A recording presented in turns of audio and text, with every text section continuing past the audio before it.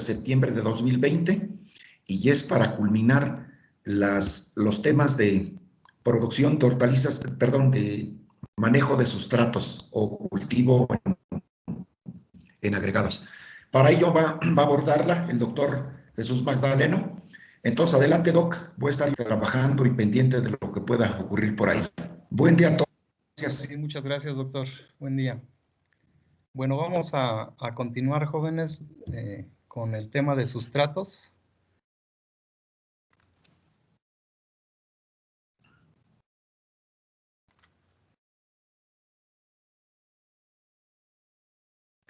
Bien, la clase anterior estábamos viendo ejemplos para calcular porosidad y capacidad de retención de humedad y de oxigenación de los sustratos. Ahí vimos dos ejemplos, uno de ellos con tezontle, que es este que está en pantalla, en el cual decíamos que conociendo un volumen o determinando nosotros un volumen del sustrato, podríamos calcular la porosidad primero.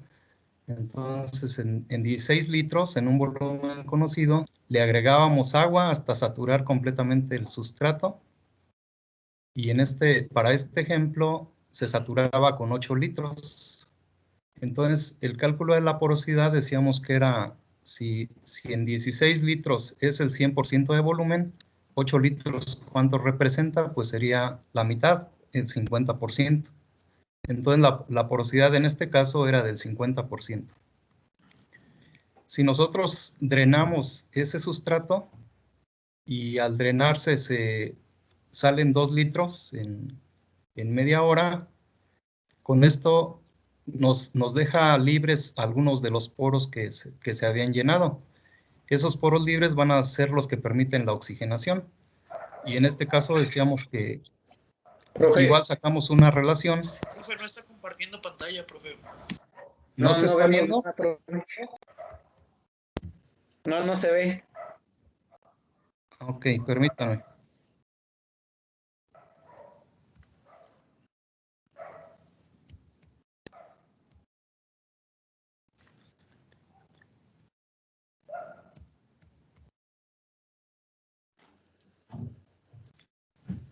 Ahí está.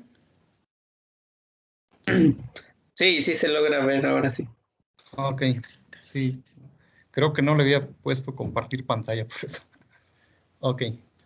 Bueno, decíamos que este ejemplo lo vimos en la clase pasada. Decíamos que en el tezontle solamente salían 2 litros para este tezontle con estas características físicas. Y entonces la oxigenación iba a ser del 12.5%. Si hacíamos la conversión, si 16 litros equivalen al 100%, 2 litros, ¿cuánto representa? El 12.5%.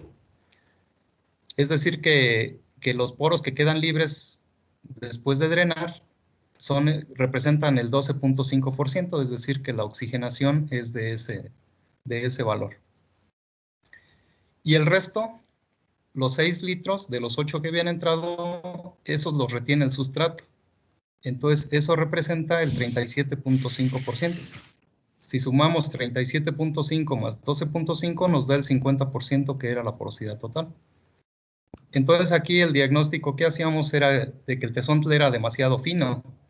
Entonces, aunque tiene buena retención, o muy buena, incluso está por arriba de o cercana a la óptima, por arriba de la óptima, pero la oxigenación está abajo de la necesaria. Entonces aquí había varias posibles soluciones. Una de ellas era cambiar a partículas más grandes, cribarlo fino, aumentar la profundidad del contenedor o incluso cambiar de sustrato. Pero también nosotros podemos utilizarlo sabiendo programar adecuadamente los riegos. Entonces hay diferentes formas, ¿no?, de solucionar.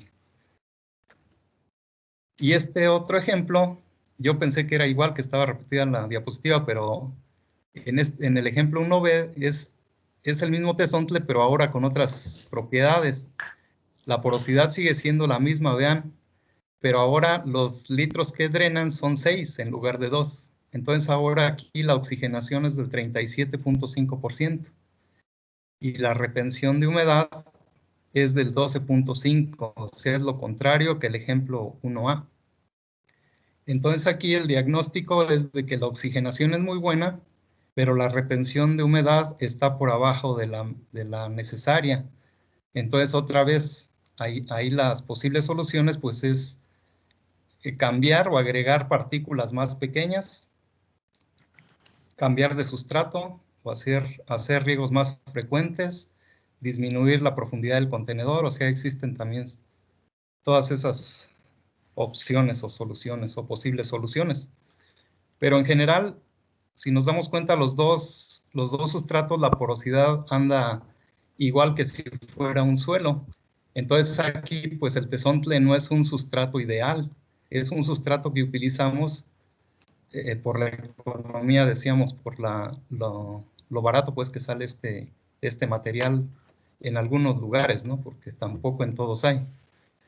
Entonces, donde hay disponibilidad, pues sale muy económico y por eso se ha empleado mucho, sobre todo con productores pequeños. Ya los productores grandes, que ya manejan hectáreas de invernaderos, pues ya es muy difícil que utilicen el tezontle, precisamente por estas características físicas que tiene. Y el ejemplo 2 que vimos también, la clase anterior, era con un sustrato ya de mejores características, que sería la perlita. En este caso decíamos que la porosidad andaba arriba del 80%, la retención de humedad era del 43% y la oxigenación del 37%. De ahí que es un sustrato que tiene muy buenas características y además es muy capilar, entonces tiene buena capilaridad, por lo tanto es un sustrato que puede usarse solo, ¿no? Aquí el problema nuevamente sería el costo. Ok. Bueno, ¿cómo vamos a manejar entonces un sustrato de acuerdo a las características físicas estas que estuvimos viendo en la clase pasada? Vamos a ver entonces un ejemplo de cómo determinar la frecuencia de los riegos basados en las propiedades físicas del sustrato. Aquí vamos a tener algunas consideraciones. Por ejemplo, para evitar oscilaciones en la conductividad eléctrica y un posible estrés hídrico, varios autores o varios estudiosos de este tema dicen que en un sustrato con buena capilaridad o buena conductividad hidráulica, se debe regar cuando se haya evapotranspirado por lo mucho el 10% del agua que retiene ese sustrato o que está contenida en todo el volumen del contenedor que nosotros pusimos ese sustrato, ¿no? Entonces, apenas se haya evaporado el 10%, evapotranspirado el 10%, habría que reponer el agua. Esto siempre y cuando sea un sustrato de buena conductividad hidráulica. Si la conductividad es mala, entonces debe estar haciendo el riego o programando el riego cuando se haya evapotranspirado únicamente el 5% del agua del contenedor. ¿Qué ventaja nos garantiza esto? Pues evitar el estrés, un posible estrés hídrico en la planta. Y si decíamos, si con la hidroponía lo que se trata de manejar es que las raíces o la planta tengan las mejores condiciones para la absorción mineral, pues entonces si las castigamos de agua, sufrirían estrés y entonces ya no expresarían su potencial. Entonces, lo recomendable es esto, o sea, programar los riegos cuando apenas se haya perdido el 5% del agua que nosotros utilizamos para saturar ese sustrato. Entonces, como verán, pues todo el tiempo va a tener humedad, o al menos esa es la idea, ¿no? También se comenta que para sistemas abiertos, es decir, donde no se recicla la solución nutritiva, y para evitar la acumulación de sales en la superficie del sustrato, se recomienda un sobreriego que puede ser de un 10 a un 30% del agua que estamos aplicando en cada riego. Aquí, bueno, está para qué lugares o qué condiciones se recomienda un porcentaje o el otro, ¿no? Si tenemos climas fríos o nublados, pues es el 10%. Si tenemos ya climas muy soleados y secos, se puede agregar hasta el 30%. Esto en cada riego, y esto en sistemas abiertos, ¿sí? Entonces, con esto evitamos la acumulación de sales en la superficie del sustrato. Entonces, bajo estas consideraciones, aquí va un ejemplo de cuándo programar o cuál es la frecuencia y la cantidad de riego que tenemos que estar aplicando.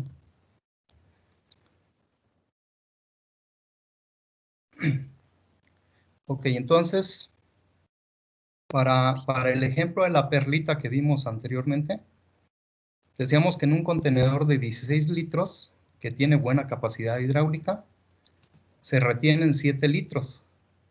¿Sí? ¿Esto qué implica? Pues como tiene buena retención o buena capilaridad, tenemos que hacer el riego cuando se haya perdido el 10% del agua que contenía el volumen. En este caso, si nuestro sustrato tuvo la capacidad de retener 7 litros, entonces el 10% serían 0.7 litros o bien 700 mililitros. La otra, bueno, el otro dato que ocupamos es saber cuánto consume el agua, la planta de solución nutritiva durante un día. Entonces, esto otra vez ahí viene la experiencia del técnico o tener por lo menos los conocimientos de cuánto agua ocupa para que una planta no esté estresada. En este caso, este valor de 2.1 litros es un valor más o menos alto. O sea, hay plantas que sí llegan a consumir, puede ser, por ejemplo, un pepino, sí llega a consumir esa cantidad de agua en un día, sobre todo si está soleado. Entonces, para el ejemplo, vamos a poner que se consumieron 2.1 litros diarios, ¿sí? Entonces, si dividimos 2.1 litros entre 0.7, que serían cuando se haya perdido el 10% de la humedad, 0.7 litros o 700 mililitros, nos quedarían entonces 2.1 entre 0.7, 3, nos da exacto, ¿no? Entonces se darían 3 riegos diarios. ¿De cuánto? Pues de 700 mililitros. Con eso cubriríamos la necesidad que tiene la planta, ¿no? Para el día. Sin embargo, decíamos que es conveniente para evitar la acumulación de sales dar un sobreriego. Entonces aquí la sugerencia o la propuesta es de que se den riegos de 800 mililitros. 3 riegos, pero en lugar de 700, de 800. Lo que incluiría 100 mililitros de sobreriego por día. Esto representa el 14% del agua que se consume. Entonces, está dentro del rango. Decíamos que el sobreriego puede ir del 10% hasta el 30%. Si tienen alguna duda, sin problema, porque nos vamos a ir más o menos a este ritmo. Ok, para el otro ejemplo, el del tezontle, decíamos el contenedor con 16 litros y que tenía una mala capacidad hidráulica porque solo retenía 2 litros. Aquí, ¿cuándo tendríamos que hacer el siguiente riego? Pues cuando se haya evapotranspirado apenas el 5%. Es decir, de 2 litros el 5% son 0.1 litros o bien 100 mililitros.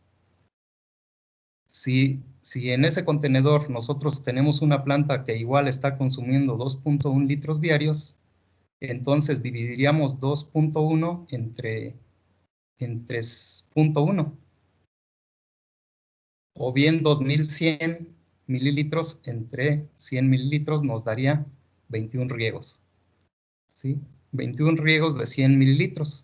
Pero para incluir un sobreriego los daríamos de 110 mililitros. Es decir, 10 mililitros de más para cada riego. Esto representa pues el 10%. Entonces, si ven la diferencia, cuando el sustrato tiene muy buenas características, como el ejemplo de la perlita, pues ahí nada más estamos dando 3 riegos al día. Si el sustrato tiene muy poca retención de humedad, entonces tendríamos que estar dando riegos muy frecuentes. ¿Esto qué quiere decir? En este caso el tezontle es de partícula gruesa, que no retiene gran cantidad de agua. ¿Ok? Entonces, y en este caso, bueno, habría que dar 21 riegos en el día. Entonces ustedes, como técnicos, tienen que hacer la programación de esos riegos. Entonces también a lo mejor lo podemos hacer considerando el mediodía, que es cuando hay más radiación, podríamos hacerlos un poco más frecuentes. Y a medida, en la mañana y en la tarde, a medida que las condiciones no son tan estresantes, digamos, que no hay tanta radiación, pues podemos hacer los riegos un poquito más separados. O la otra es que programemos todo, pues simplemente si estamos regando durante 10 horas, pues esas 10 horas las programamos y todos los riegos que sean cada cierto tiempo, ¿no? Que sean todos homogéneos, digamos. Entonces, eso ustedes ya lo deciden. Lo conveniente sí es que en las horas de mayor radiación, pues se hagan los riegos más seguidos, digamos. Y la otra es que se maneje cierta cantidad de volumen. O sea, si nosotros agregamos durante el día 2.1 litros, pues también podemos hacer diferencias entre la cantidad que aplicamos en cada uno de los riegos. Aunque aquí, bueno, la limitante a veces es de que los timers pues, no te permiten hacer tantas modificaciones. Generalmente pones tú una misma cantidad para todos los riegos, ¿no? Eso es lo más común y lo más fácil. Sobre todo si los timers que tenemos pues no tienen tantos niveles de programación. Bueno, aquí se les queda el ejercicio para hacer el otro ejemplo, el del caso 1A del tezontle, cuando retiene 6 litros, ¿sí? Cuando retiene 6 litros de volumen, ¿no? El otro ejemplo, el que faltó de ver aquí. No sé si hay alguna duda hasta aquí.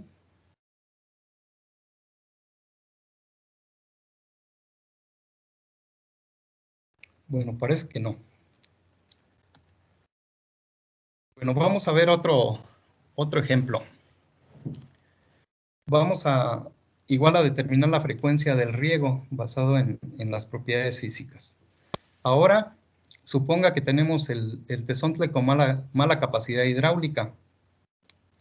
Para un contenedor de 16 litros, en este caso se retienen 4 litros. Este dato se requiere usar para poder programar el riego.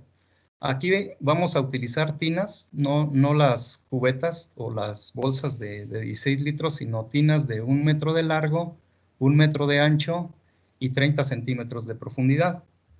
Entonces, lo primero que tenemos que hacer es determinar el volumen del sustrato para cada tina o por cada metro cuadrado de tina.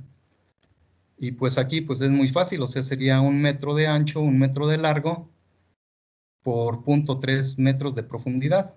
Entonces esto nos da 0.3 metros cúbicos, lo que equivale a 300 litros. Entonces esta tina tendría 300 litros de volumen de sustrato. El paso 2 sería determinar la capacidad de retención que tiene toda la tina o todo el contenedor. Y aquí hacemos entonces una relación. Si en 16 litros se retuvieron 4 litros, entonces en 300 litros, ¿cuánto se retiene? Pues serían 300 por 4 entre 16, lo que equivale a 75 litros. Quiere decir que toda esa tina o todo ese contenedor va a retener 75 litros en ese volumen de sustrato. Por algún método nosotros deberíamos de sacar el consumo de agua por día. Un poquito más adelante vamos a ver algunas formas de hacer esto. Pero bueno, supónganse que en este caso se consumieron 6 litros por metro cuadrado de tina, es decir, pues todo el contenedor, ¿no? Decíamos que era 1 por 1, sería 1 metro cuadrado. Ahora, ¿cómo definimos el volumen de riego? Considerando esa mala capilaridad que tiene o esa mala capacidad hidráulica que tiene el sustrato. Entonces multiplicaríamos los 75 litros de retención que tiene por 0.05 o el 5% que hablamos, ¿no? Cuando el sustrato tiene mala capilaridad.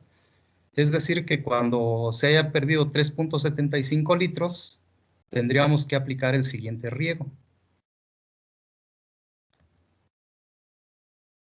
Y bueno, como el gasto por día para esa tina es de 6 litros, entonces con 2 litros que nosotros demos, ¿sí? Podemos hacer dos riegos de 3 litros cada uno y con eso ya sería suficiente. ¿Sí? Pero bueno, aquí le estamos agregando 0.75 litros, que sería de sobreriego en cada uno de los riegos. Y esto equivaldría al 12.5, estamos dentro del rango. Entonces, así es como podemos hacer este cálculo. Entonces, para muchos de los sustratos que nosotros podemos utilizar, sobre todo aquellos donde no conocemos qué características tienen, muchas veces la perlita, la lana de roca, pues ya vienen más o menos estandarizados. Ya tenemos una idea de cuánto van a retener de agua. Sin embargo, va a haber otros que no. Si agarramos una arena de mina, el mismo tezontle, el tepojal, tepecil, nosotros podemos hacer ese ensayo de la cubeta. Y con eso, pues, tener una idea aproximada de cuánto es lo que retiene. Y después, con base en lo que conocemos ya del manejo del cultivo, pues, poder definir el número de riegos, el volumen y el número de riegos que podemos hacer para cualquier sustrato de este tipo. Bien, no sé si hasta ahí haya preguntas.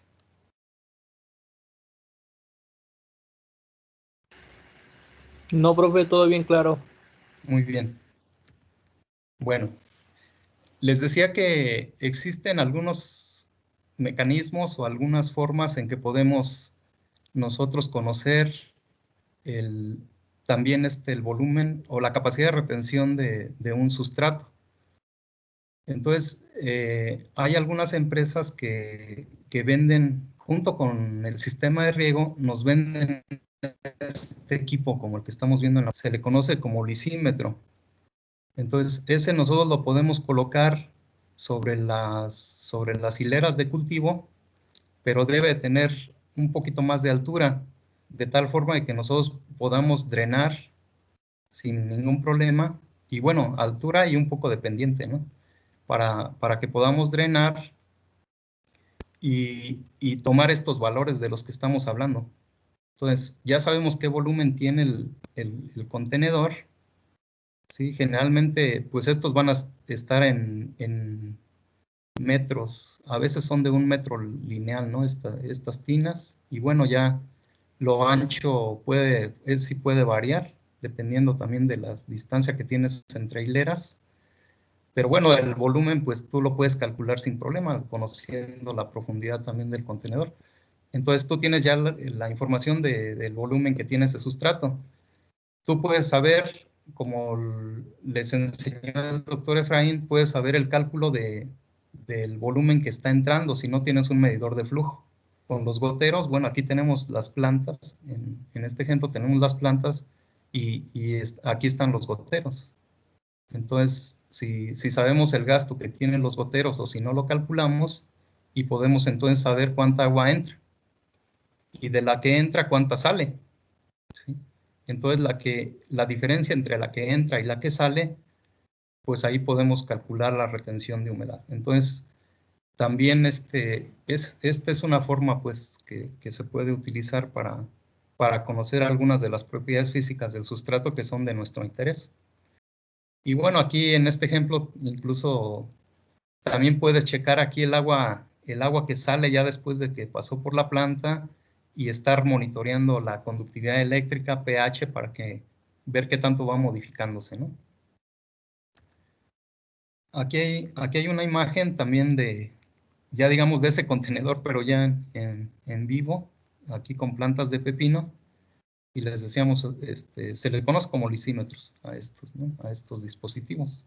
Y pues su objetivo es eso, conocer la retención, la oxigenación que tiene ese sustrato. Y bueno, ahí podemos aprovechar para otras cosas, medir drenajes, les decía, la conductividad del drenaje en la salida después de que pasó por la planta la solución nutritiva, y ahí hacer varias conjeturas o tomar varios datos para información, ¿no? Aquí vemos otra imagen, ahora con pimiento. Les decía, lo conveniente sí es que esté bajo las condiciones ambientales en que se desarrolla el cultivo. Aquí está bajo el invernadero sobre la hilera de plantas y también un poquito más elevado para facilitar el drenaje, ¿no? Y bueno, aquí el doctor Efraín, me parece que él fue el que se inventó Entonces, en la hilera de plantas, vean, aquí tenemos nuestro sistema de producción en bolsas, y pues aquí simplemente con una charola que tiene aquí en la esquina un sistemita, una manguerita para drenaje, y luego, bueno, para captar el agua que drena. Esto es después bueno, al final de la línea de cultivo.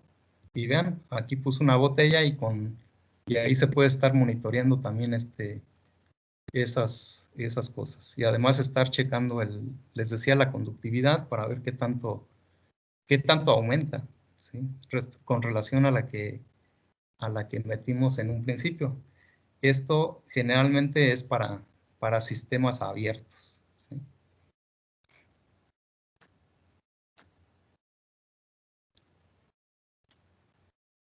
Bueno, algunos consejos para definir las frecuencias de riego, ¿no? Para definir el número de riegos también. Entonces, se recomienda que en macetas de 10 o más litros de capacidad, rellenas con tezontle, arena de río o un sustrato similar, lo conveniente es dar de 5 a 10 riegos por día. ¿Y con qué cantidad? Pues si no hacemos el cálculo ese que ya les enseñamos, porque a lo mejor a alguien se le olvidó, simplemente dejamos que drene un 20%. ¿Sí? Esto ya nos daría una idea de que hay un sobreriego. ¿De qué tanto? Pues, bueno, puede variar, porque a veces, por ejemplo, los contenedores no le echamos la misma cantidad de sustrato. Entonces puede ser que algunas macetas empiezan a drenar un poquito antes que otras. Pero bueno, cuando el 20% de las macetas empiezan a drenar, quiere decir que ya hicimos un poco de sobreriego. Y ahí ya le paramos el riego, y ya esto nos indica que está bien humedecido el sustrato. Entonces, cuando tenemos ese volumen, ¿no? Que está señalado ahí. Bueno, lo que ya les comentaba, los riegos, tratar de hacerlos más frecuentes hacia el mediodía y menos frecuentes en las mañanas y en las tardes. En la noche generalmente no se hacen riegos, ¿sí? Ya que los estomas están cerrados para este tipo de cultivos en sustratos. Si tenemos, por ejemplo, un cultivo en aeroponía, un cultivo en solución, pues allí en ocasiones sí es necesario darle 1 o 2 riegos durante la noche, ¿no? Para evitar sobre todo si hace calor, para evitar que las raíces se deshidraten. Y bueno, muy importante cuidar la temperatura en la solución, que esta nunca baje de 15 grados, ni que sea mayor a 28, debido a que, bueno, si baja de 15, podemos tener problemas de absorción. Las bajas temperaturas limitan la absorción de algunos nutrimentos, principalmente de aquellos que tienen tamaño grande, como pudiera ser el fósforo. Entonces, de ahí que sea necesario estar monitoreando también la temperatura, ¿no? Sobre todo para productores pequeños. Los productores grandes, pues, generalmente ya cuando tienen equipos de riego y de nutrición, tienen un termómetro por ahí instalado que les da alguna alerta si esta temperatura baja, ¿no?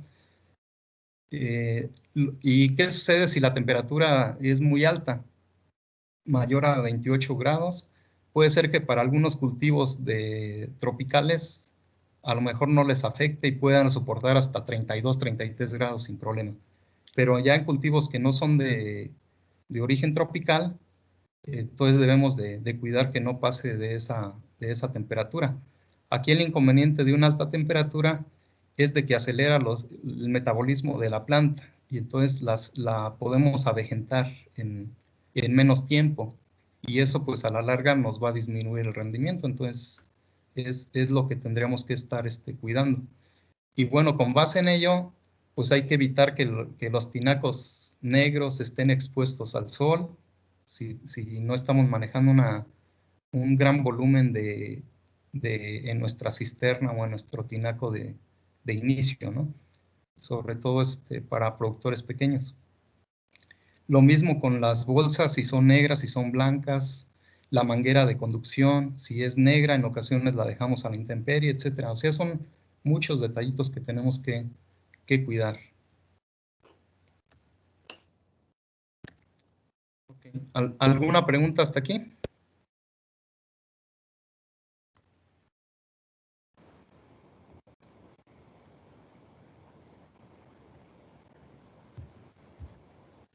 Ninguna, profesor.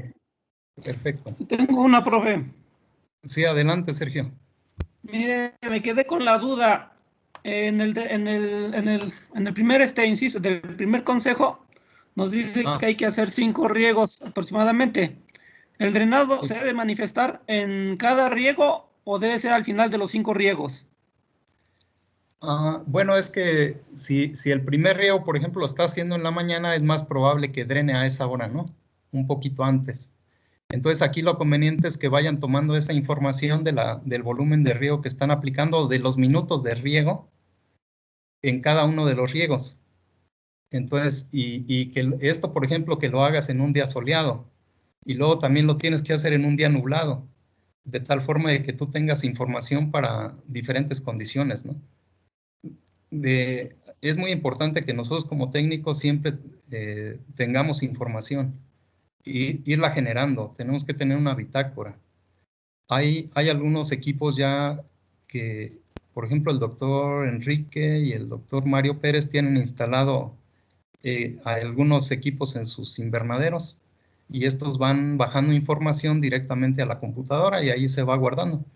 Entonces, toda esa información, digamos, de temperatura, de humedad relativa, de CO2, o sea, todo lo que puedan estar monitoreando, eso les va a ayudar, ¿no? Tanto de las condiciones del ambiente como de las condiciones de nuestro sustrato.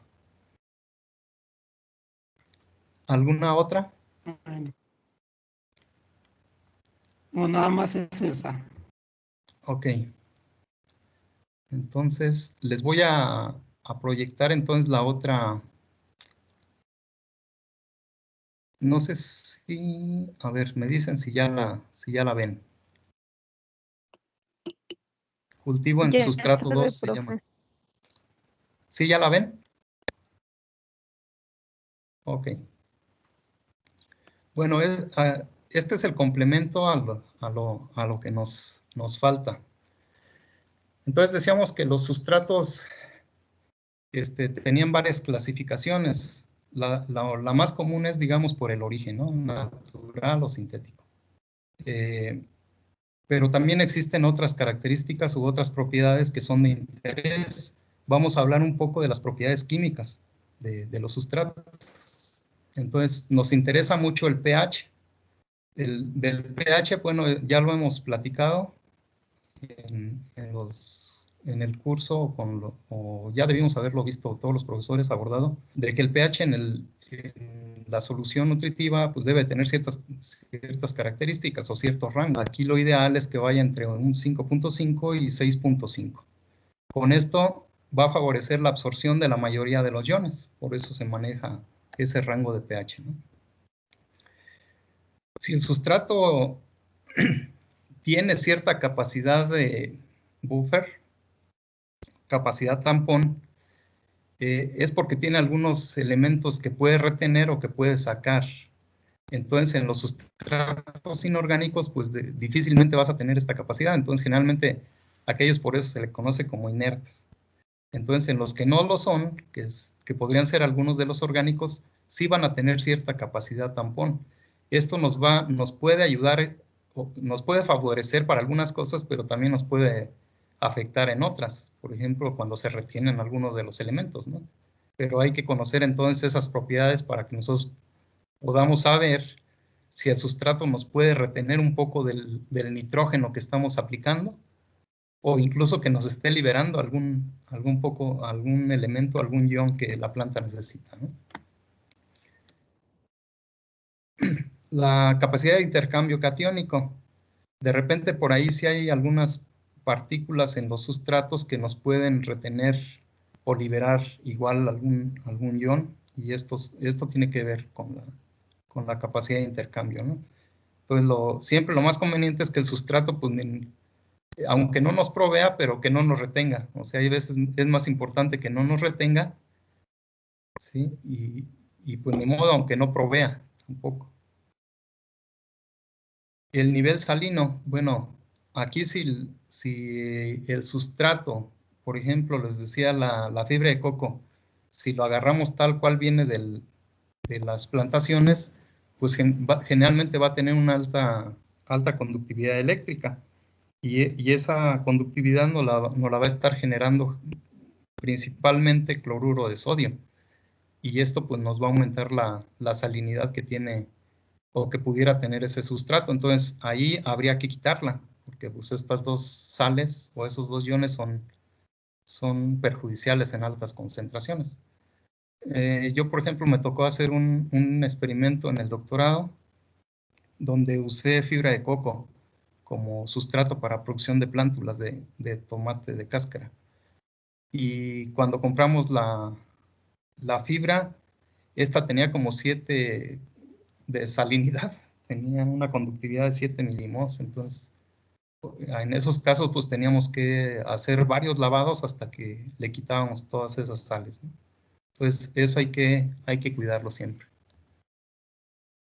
La fijación de nutrimentos, bueno, que tiene que ver con lo que ya les comentaba un poquito. Entonces, si el sustrato nos fija o nos retiene algunos nutrimentos, pues entonces hay que reemplazar, hay que reponerlos en la solución nutritiva. Si ya sabemos que nos va a retener fósforo, pues hay que agregar ese fósforo que se va a retener ahí, de tal forma que la planta nunca esté estresada, aunque no sea un sustrato inerte completamente, ¿no? La relación carbono-nitrógeno, esto pues también se da en los sustratos orgánicos y generalmente tiene que ver con la descomposición o con la cantidad de organismos que por ahí llegan a existir, que van descomponiendo esta materia orgánica. Entonces la relación carbono-nitrógeno también tenemos que cuidarla, que no sea muy alta. Ahorita más adelante les voy a dar unos valores que son los convenientes. Y bueno, la velocidad de descomposición, un poco les hablaba en la clase anterior, de que qué tan rápido se va a descomponer. Si el sustrato se nos descompone antes de que salga el ciclo de cultivo, pues entonces no va a ser un sustrato adecuado, ¿no? Ahí habría que ver que por lo menos nos dure el tiempo que dura el cultivo o ese ciclo que estamos produciendo en ese momento. Y bueno, el contenido nutrimental, así como el agua llega a tener nutrimentos, también el sustrato llega a tener. Entonces, por eso es necesario conocer cuánto tiene para poder nosotros hacer una buena solución nutritiva que complemente ese contenido nutrimental que el sustrato pueda proveer. Bueno, entonces esas son las propiedades químicas, perdón, que pueden ser de utilidad, ¿no? O que ustedes las deben de conocer para usar un sustrato, sobre todo de origen orgánico. Y bueno, antes de la plantación, pues nosotros tenemos que conocer esas características de nuestro sustrato, o incluso esto también nos puede ayudar en suelo, ¿no? Podemos hacer un ajuste de pH y de salinidad. En suelo es muy difícil, pero en sustrato no tanto. Entonces, por ejemplo, ahí nosotros podemos usar encalantes, ahí están unos ejemplos, calcita, dolomita, óxidos de calcio, magnesio, para subir pH. Y bueno, para acidificar, podemos usar ácidos, pero también podemos usar otros compuestos. Está, por ejemplo, el azufre agrícola, los sulfatos de aluminio y hierro, pero en bajas, también en no muy altas concentraciones, sino el aluminio y el hierro pueden ocasionar problemas de toxicidad o de algún antagonismo por ahí con otro elemento. Generalmente podría ser con fosfatos. Otro es la fertilización de base o de fondo. Nosotros podemos, aunque estemos usando un sustrato, sí podemos hacer una fertilización de fondo, ¿sí? Sobre todo cuando tenemos, por ejemplo, no sé, un manejo orgánico, ¿no? Entonces ahí podemos utilizar diferentes fuentes. Si no es producción orgánica, pues podemos estar utilizando fertilizantes de origen inorgánico, donde adicionemos nitrógeno, fósforo, potasio, incluso micronutrientes. Sí, esto más recomendable en suelo, ¿no? Y cuando hacemos fertirrigación, primero una aplicación de fondo y eso nos va a permitir tener un poquito más de nutrición desde un principio. Bueno, todo el tiempo hay que dar seguimiento y estar monitoreando los niveles nutrimentales. Decíamos, para un cultivo siempre lo ideal es que hagamos 1, 2, hasta 3 determinaciones durante un ciclo. Pero bueno, esto sale caro, entonces por lo menos estar monitoreando el pH, la conductividad, ¿sí? Estar corrigiendo estos en la solución nutritiva de tal forma de que no vayamos a tener algún problema generado por esto. Y bueno, podemos estar agregando fertilizantes, cuidando efectos residuales sobre el pH. Algunos fertilizantes nos van a acidificar, otros nos pueden alcalinizar nuestro sustrato, nuestra solución nutritiva. Y bueno, en la conductividad eléctrica, ¿no? También va a haber alteración. Cada vez que apliquemos fertilizantes, pues la conductividad eléctrica va a aumentar.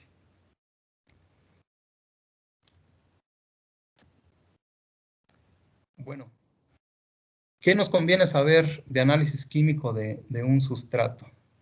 Entonces, hay diferentes formas de hacer los análisis.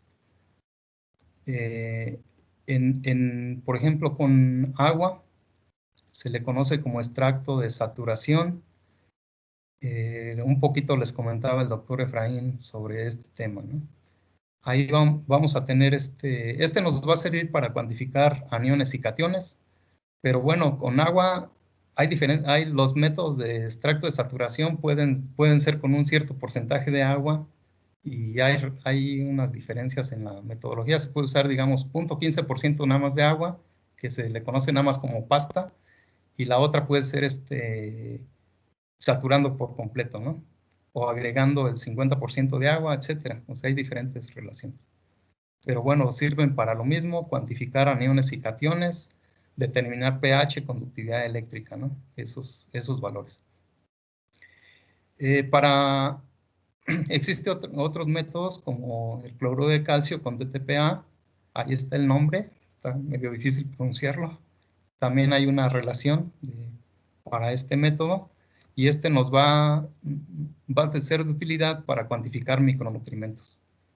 Entonces, el de arriba, lo conveniente es para aniones, cationes, pero generalmente son los macros. Y ya los micros se cuantifican con este otro método. Y bueno, también puedes utilizar métodos de análisis para cada uno de los nutrimentos por separado. Entonces, si a ti un sustrato te provee, si sabes que te va a proveer de cierto nutrimento, a lo mejor ahí te conviene hacer un análisis por separado para conocer con un poco más de precisión la proporción que te pudiera arrojar algunos datos de los de análisis que están aquí arriba. Pero la importancia de Del método de extracción, bueno, sí tienes que cuidar lo que les comentaba el doctor Efraín, hay que cuidar que el laboratorio sea honesto, que tenga cierto prestigio, ¿no? Para que te den valores realmente de utilidad. Pero si te dan el valor y tú no sabes cuál es el nivel estándar o el óptimo de cada elemento para ese cultivo, para esa etapa fenológica, de nada te sirve. O sea, va a ser nada más como un valor ahí que va a existir y que tú no le vas a poder dar ninguna interpretación. Entonces aquí es necesario que conozcamos nosotros los niveles óptimos de cada nutrimento para cada cultivo y para cada etapa fenológica. ¿Sí? Entonces ahí es donde sí ya cobra sentido el que nosotros hagamos el análisis. De lo contrario, estamos haciendo gastar al productor o nosotros mismos y no nos ayuda de gran cosa. Entonces, un técnico pues debe de conocer esto. Yo por ahí les comentaba a mis alumnos, si vas a ir a pedir chamba a una empresa que sabes que se va a dedicar a la producción de lechuga, pues tienes que leer todo lo posible de ese cultivo y manejarte todo lo necesario para que no vayas a contradecirte o no vayas a regarla desde la entrevista, ¿no? Entonces, estos valores pues hay que conocerlos. Y bueno, por aquí les vamos a dejar alguna información al respecto. Aquí están, por ejemplo, niveles óptimos de propiedades físico-químicas y químicas de los sustratos. El pH en extracto de saturación, el nivel óptimo sería ese que está marcado ahí entre 5.2 y 6.3. Si sube o baja un poquito, no tenemos tanto problema, ¿no? Incluso yo he trabajado algunos ensayos de investigación, incluso con los de posgrado, donde no usamos ácidos, por ejemplo, para la solución nutritiva, y el pH nos queda un poquito arriba, como en 7, y la planta responde muy bien, o sea, no tiene tanto, o no se ha visto pues que padezca alguna deficiencia. Sin embargo, siempre hay que buscar lo ideal, ¿no? Entonces, por eso siempre manejamos rangos de esos valores. La conductividad eléctrica, 0.75, otra vez en extracto de saturación, a 3.5.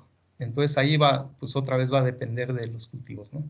Entonces, va a haber cultivos donde la salinidad pues no la soportan. Algunas ornamentales, como la violeta, esa si tienes 1.5 ya valió. Entonces, incluso se mueren las plantas, ya con una conductividad así a ese nivel. Entre las hortalizas, por ejemplo, el ejotero, el frijol ejotero, también no soporta conductividades arriba de 2. O sí la soporta, pero baja muchísimo el rendimiento, ¿no? La capacidad de intercambio catiónico, si tú estás haciendo fertirrigación permanente, pues la capacidad de intercambio catiónico pues te interesa que sea nula o muy baja. Y si tienes fertirrigación intermitente, pues entonces ahí sí puedes tener hasta un valor de 20 miliequivalentes por litro, 20 partes por millón de SIC. Cenizas, menor al 20%, materia orgánica mayor a 80%, si estás utilizando un sustrato orgánico, pues que provea suficiente materia orgánica. ¿Sí? Entonces aquí el nivel óptimo sería de 80% o más.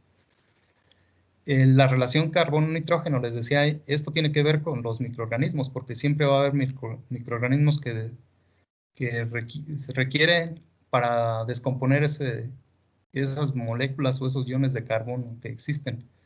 Entonces, esa relación siempre tiene que ser menor al 40. El nivel óptimo es entre 20 y 40. ¿Qué sucede si tienes más de 40? Pues ahí tendrías que estar aplicando a lo mejor más nitrógeno en tu solución para poder alimentar a los microorganismos que están descomponiendo el carbono. De los nutrimentos asimilables, también en extracto de saturación, pues en nitratos de 100 a 200%, amonio máximo del 20%. Aquí porque incluso algunos autores señalan que no se tiene que aplicar amonio en la solución nutritiva, debido a que puede convertirse en amoníaco si por ahí tenemos condiciones de pocos hidrógenos en la solución, es decir, si el pH está un poquito arriba, entonces ese NH4 se va a transformar en NH3, que sería amoníaco, y el amoníaco pues ya es tóxico para las plantas. Entonces, algunos conocedores del tema dicen que incluso podemos evitar el uso de amonios, ¿no?, en la solución nutritiva. Y cuando lo hacemos, pues que esta sea como del 10% máximo de nuestra solución. Entonces, para fósforo, vean, el fósforo realmente la planta no lo ocupa en gran proporción. Ya este es fósforo puro, y no son fosfatos. Entonces, realmente no es mucho, pero es un elemento también importante, ¿no? De calcio sí, sobre todo si tenemos cultivos donde hay desarrollo ya leñoso en el tallo.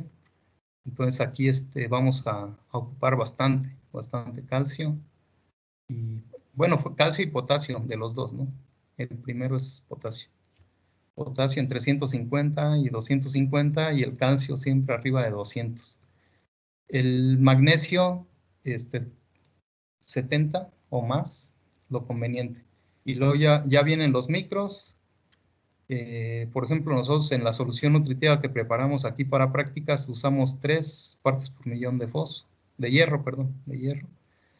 De manganeso nosotros usamos 1 o a veces menos, ¿sí? De molibdeno como 0.5, de zinc 0.5 también, o 1, de cobre 0.5 a 1, y de boro nosotros estamos utilizando 0.5 también, parece. Entonces realmente para los micros pues es muy poquita la concentración, pero bueno, aquí vienen algunos de los rangos que son necesarios para la mayoría de los cultivos. Bueno, les decía que es importante conocer los niveles para dar una interpretación de lo que nos presenta un laboratorio. Entonces aquí hay unos ejemplos de algunas universidades donde vienen para los macros los niveles que consideran bajos, aceptables, óptimos, altos o muy altos. ¿Sí? Está la Universidad Estatal de Michigan y la de Ohio. Ok, y bueno, eso no lo vamos a ver a detalle, simplemente ahí está la información y los rangos que ustedes, les digo, para cierto cultivo tendrían que estar manejando. Esto es en general, ¿no? Para cualquier cultivo. Por eso a veces los rangos son muy, muy amplios. Aquí en esta otra lámina, igual tenemos aquí los rangos, pero vean, para extracto de saturación del lado izquierdo, tenemos ciertos valores. Cuando nosotros filtramos o cuando la solución nutritiva pasa a través del contenedor del sustrato, aquí vienen los rangos en los que debe de estar saliendo la solución nutritiva. Entonces, en la Universidad Tecnológica de Virginia es donde nos dan valores para más elementos. Igual pues es información, ¿no? Ok, no sé si haya preguntas hasta aquí.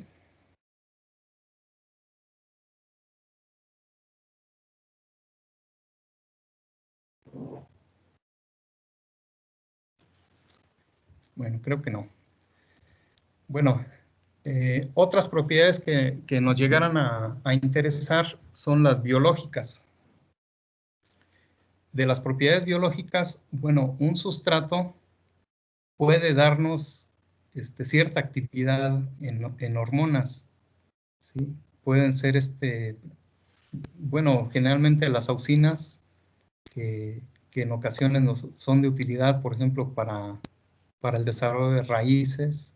Entonces, habría que checar también esas propiedades que pudiera tener algún sustrato. Obviamente, tendríamos que tener referencia, ¿no? Para ver cuál de estos puede tener algún aporte de este tipo de compuestos. Y bueno, tratar de analizarlos, pues, si es que existen. La actividad enzimática, ¿sí? Ahí pues también habría que saber si el sustrato, si hay algún antecedente de que tenga o que pueda retener o que pueda favorecer esta actividad, ¿no? Que por ahí hay algunas de estas enzimas. Y bueno, algo muy importante, efectos supresivos. Puede ser que estemos utilizando, les decía, por ejemplo, el acerrín. Si nosotros no le damos un proceso de compostaje, podríamos tener ahí algunas gomas, algunas resinas que pueden ser alelopáticas para las plantas. Y pues esto nos afectaría, ¿sí? Nos afectaría el desarrollo de nuestras plantas. Hay algunas que tienen efectos supresivos que pueden tener esta inhibición en el desarrollo de hongos. Entonces, eso también nos es conveniente conocerlo, ¿no? Para algún sustrato en particular. Y bueno, lo que sí, que todos estén libres de patógenos mejor y de malezas, ¿no? Entonces son de las propiedades biológicas que nosotros tenemos que conocer en nuestros sustratos.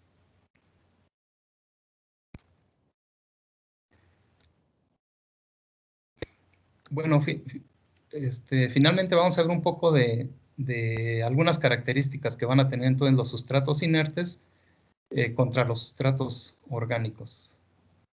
Entonces, en sustratos inertes, ya veíamos pues todos los ejemplos, ahí están todos los inorgánicos prácticamente, no se descomponen, esa va a ser una de sus características principales. Les comentaba que el tezontle que tenemos en algunos invernaderos, en algunas camas, tiene ya más de 30 años y nunca se ha cambiado y ahí sigue, ¿no? Entonces no se va a descomponer en muchísimo tiempo. No son activos químicamente, es decir, que no van a presentar fijación, absorción, ni liberación de nutrimentos. Y les decía muchas veces, pues nos conviene más esto a que sí lo hagan, porque si lo hacen, entonces tenemos que saber cuál es la proporción de esa cantidad que están aportando o absorbiendo, y eso pues ya nos va a costar, ¿no? para conocer esa información, ¿no? No son activos, por lo general no son activos biológicamente. Al no contener materia orgánica, pues tampoco van a tener microorganismos que descomponen la materia orgánica. Y bueno, ahorita vamos a ver los orgánicos que son lo contrario, ¿no? Entonces, por lo general, pues no tienen actividad biológica estos. La capacidad tampón, pues también va a ser muy bajita. Entonces vamos a ver que un sustrato orgánico sí va a tener un poco más. Y de repente, si nosotros nos equivocamos en el cálculo en lugar de agregar 3 kilos de magnesio a la solución, agregamos 3 kilos de manganeso, no va a tener capacidad tampón un sustrato inerte. A lo mejor en uno que no sea inerte, puede ayudarnos un poquito a reducir ese exceso que nosotros estamos aplicando por un error de alguien, ¿no? En este caso no. Aquí pues vamos a ver inmediatamente el efecto de la toxicidad o el antagonismo por ahí con otro ion y nos va a ocasionar un problema en poco tiempo. La capacidad de intercambio catiónico pues va a ser nula o muy baja para sustratos inertes. Y bueno, aquí les decía, el control del riego y la fertilización, sí tenemos que manejarla muy bien, tener un muy buen control, ¿sí? Porque aquí sí podemos provocar un cambio muy rápido. Al no tener capacidad tampón, igual si el sustrato no retiene buena humedad, pues, y de repente se nos falló la bomba del riego o no programamos adecuadamente el riego, pues la planta va a estresarse. Y si es un jitomate, por ejemplo, se nos pueden morir todas las flores de un racimo, y esto representa, si estamos manejando 10 racimos, imagínense, sería el 10% de nuestra producción. Entonces con eso los corren segurito. Entonces hay que tener mucho cuidado, ¿no? en esto. Y bueno, ¿qué sucede en los orgánicos, en los sustratos orgánicos? ¿No? Bueno, igual si alguien tiene una pregunta me puede detener un poco. Para los sustratos orgánicos, pues generalmente estos van a tener buena retención de agua, aunque no siempre, ¿no? Va a depender otra vez de las propiedades físicas que tengan. Van a absorber y liberar elementos nutritivos, pero también tóxicos. También pueden tener ácidos húmicos, también pueden tener no sé, alguna bacteria, incluso algún hongo, algún microorganismo que esté por ahí en el sustrato, que pueda tener algún efecto en el desarrollo de la planta o que nos vaya a afectar un poco la absorción de algún nutrimento o de varios, ¿no? Generalmente van a tener una mejor capacidad tampón que los inorgánicos, ¿sí? Y aquí esto nos pudiera ayudar en determinado momento cuando cometemos un error. Aquí la actividad microbiológica va a ser alta. Sí, les decía, pues siempre va a haber microorganismos. A que nosotros desinfestemos ese sustrato en un inicio, pues van a llegar los microorganismos a descomponer la materia orgánica en un momento dado, ¿no? Entonces siempre vamos a tener eso.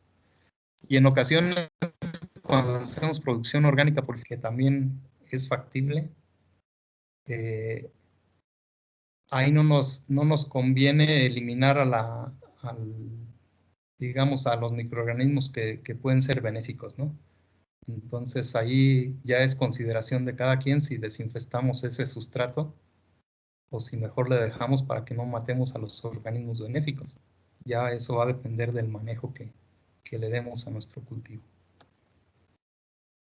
Estos pues, van a tener mayor demanda de oxígeno en la atmósfera del sustrato, ya lo veíamos un poquito en la clase anterior. Y bueno, los cambios químicos en este caso pues van a ser más lentos. Aquí si nosotros queremos cambiar un poco la conductividad eléctrica o el pH, se va a dificultar un poquito más, ¿no? Van a ser un poco más paulatinos, no van a ser tan rápidos como en un sustrato inorgánico. Y bueno, aquí, debido a que digamos, la buena retención de agua que llegaran a tener, pues ahí nos daría a lo mejor oportunidad o nos daría margen a que por ahí si nos falló uno de los riegos durante el día, a lo mejor la planta lo soporte, ¿no? Y comparado con un sustrato inorgánico. Entonces aquí es la ventaja, pues, de que llegaran a tener esto. Y bueno, esto va relacionado con el tema que viene, el de los contenedores.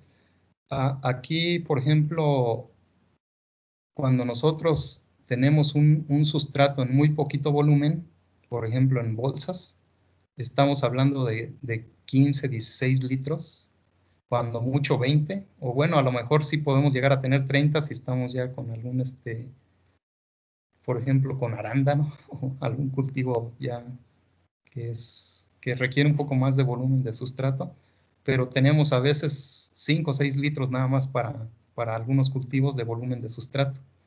Cuando tenemos en bolsa comparado con una cama, por ejemplo, la cama va a tener mayor capacidad tampón, ¿sí? Porque el volumen del sustrato, pues si dejó de gotear un gotero en una planta, a lo mejor el gotero de la planta que sigue le permite que esté de ahí absorbiendo un poco de agua, ¿no?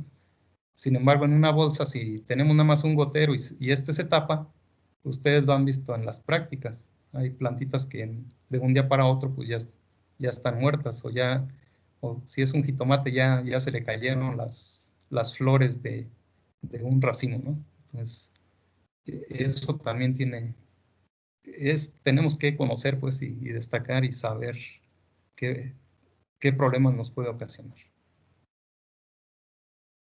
Bueno, me faltaba esto. Entonces, con base en todo esto que hemos visto de los sustratos, existen los 10 mandamientos del sustrato. Algunos les dicen el decálogo. Entonces, aquí están, debe retener alta humedad, pero también permitir la aireación. Debe tener buena estabilidad física para que nos dure más. De preferencia debe ser químicamente inerte, debe ser biológicamente inerte, debe de tener excelente drenaje, debe tener capilaridad adecuada debe ser liviano, debe estar disponible y debe ser de bajo costo. Entonces, es muy difícil que un sustrato nos reúna todas estas características. Es casi imposible. De ahí que entonces tengamos que estar nosotros, aquí a la derecha vemos varios tipos de sustratos que se utilizan comercialmente y pues casi ninguno reúne esas características. ¿Sí? Entonces ahí, si los usamos solos, pues menos, ¿no? Entonces en ocasiones se llegan a hacer mezclas, pero entonces hay que conocer también cuáles son las ventajas, las desventajas de las mezclas, cuáles estarían permitidas, digamos, para si quieres implementar una empresa que se dedique a la producción de sustratos y que de esos sustratos puedas tú, no sé, tener mezclas o fabricar mezclas con características cercanas a las ideales, pues no es tan sencillo, ¿no? Y en México existe poca normatividad en ese sentido. Entonces, las mezclas comerciales que nos venden, por ejemplo, en la turba, hay unas que dicen mix, ahí en el envase. Entonces, generalmente esas vienen con perlita ya incorporada, ¿no? en el sustrato. Y bueno, pero digamos en México no existe una regulación para esto poderlo comercializar y garantizar que tiene las propiedades que tú estás señalando, ¿no? Entonces, ahí también hay un área de oportunidad para ahora que egresen. Bueno. Ahora vamos a ver un poco los contenedores. Ya en la clase pasada veíamos que sí es muy importante tener un contenedor adecuado para dar un mejor manejo dependiendo del sustrato que vayamos a tener. Entonces, los contenedores pueden ser muy simples, nosotros los podemos fabricar, pero bueno, va a depender el cultivo que vayamos a establecer. Entonces, no es lo mismo tener un contenedor con ciertas características para un cultivo de hoja o de ciclo corto, comparado con uno para ciclo más largo, ¿no? Aquí tenemos un ejemplo de una cama que nosotros podemos estar construyendo. Podemos usar el suelo natural, pero nada más para que sea como el soporte, ¿sí? Lo conveniente, por ejemplo, aquí es tengamos las paredes pues del contenedor, ¿sí? Las podemos elaborar de madera, de lámina, de muchos materiales. Ahorita vamos a ver algunas fotos. Ponemos el sustrato, pero antes de ponerlo, lo conveniente es que aislemos un poco el suelo de nuestro sustrato. Entonces, una manera, o como le hicieron aquí los maestros de fitotecnia cuando se construyeron los invernaderos, donde hacemos algunas de las prácticas, pues se hace un hueco en el suelo y después se le pone una capa de grava.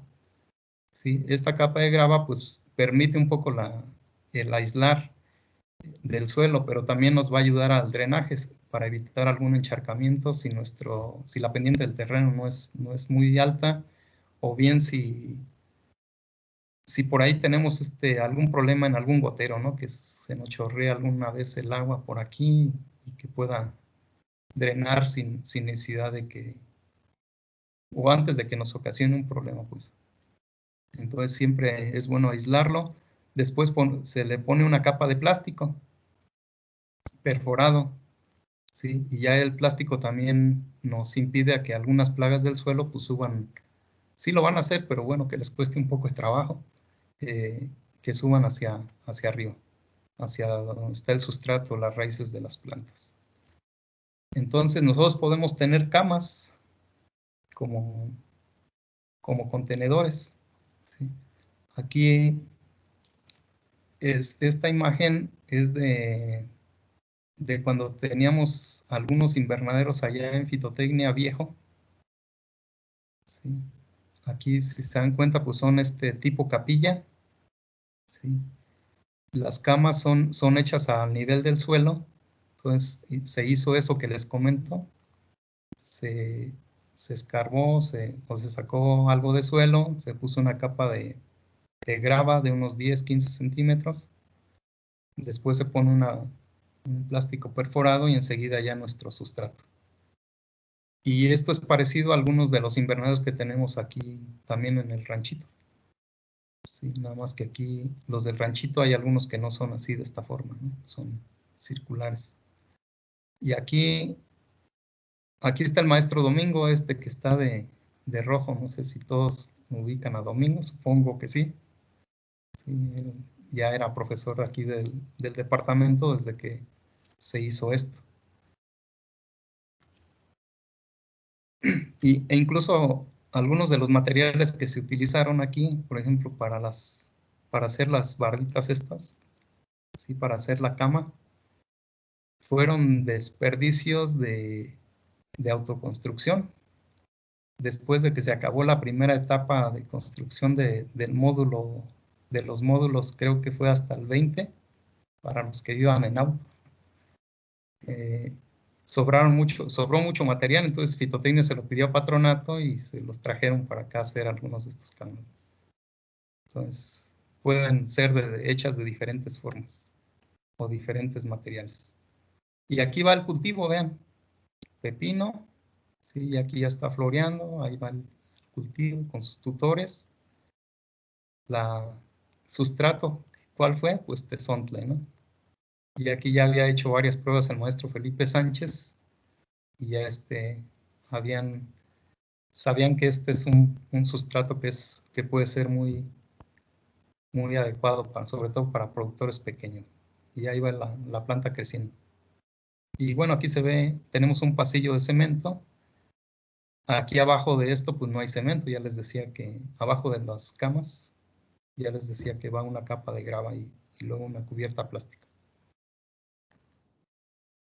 Nosotros podemos elaborar las camas de otros materiales. ¿Sí? Aquí las paredes son de madera y llevan nada más un plástico que puede ser un desperdicio del propio invernadero.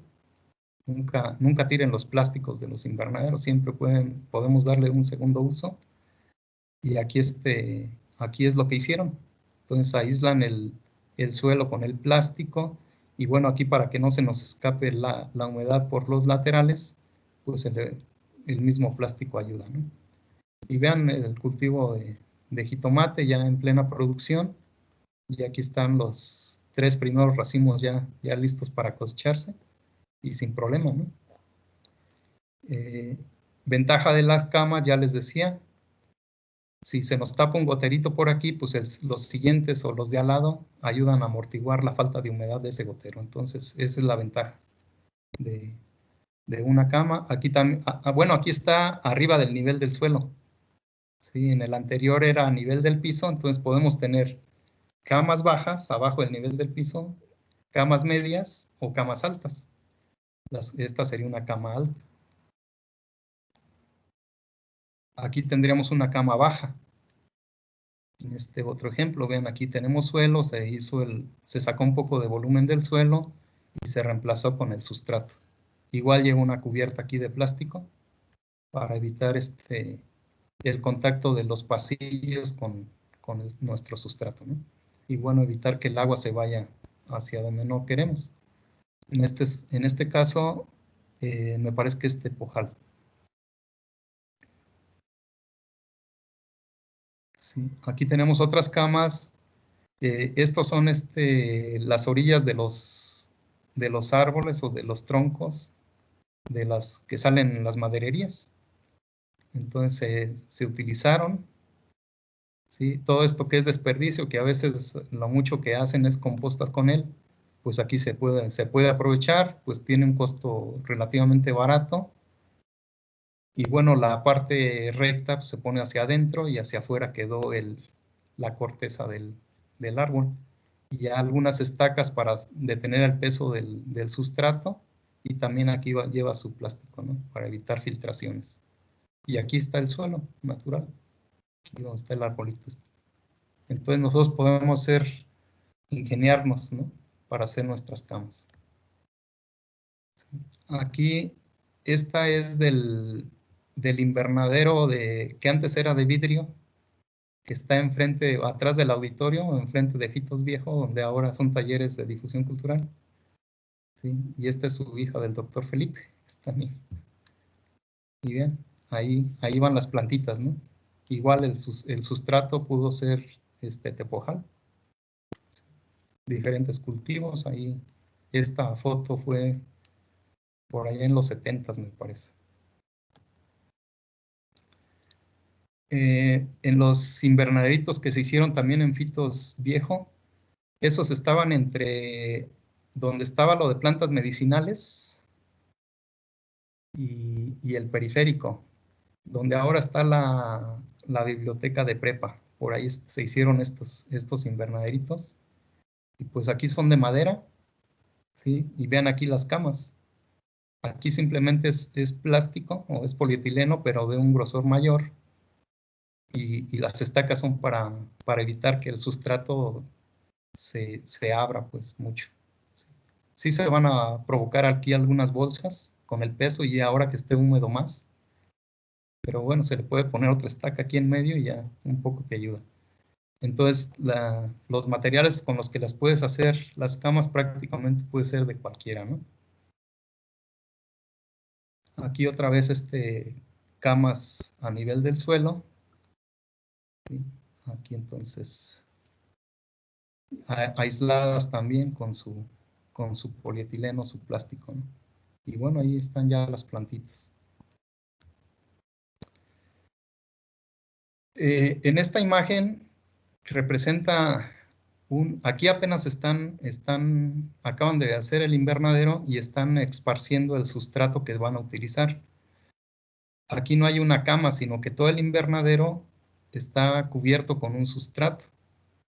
¿Sí? Obviamente es un sustrato inorgánico, de los que no son tan costosos. Aquí abajo pusieron un aislante, puede ser ground cover o puede ser también un plástico. Y aquí pusieron estos tubos blancos de PVC, son para drenar.